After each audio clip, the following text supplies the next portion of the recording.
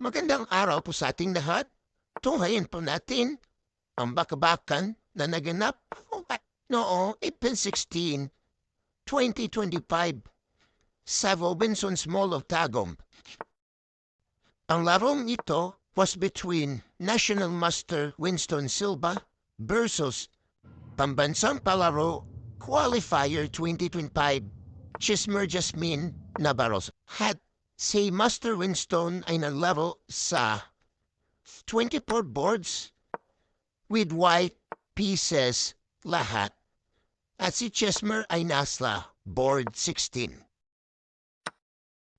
Ang mga participants po ng simultaneous chess event na ito ay nanggaling pa sa ibang lugar like Moncayo, Davao de Oro, Mawab, Davao de Oro, Nabunturan, Davao de Oro, Asuncion, Davao del Norte at iba pang lungsod na malapit dito sa Tagum City.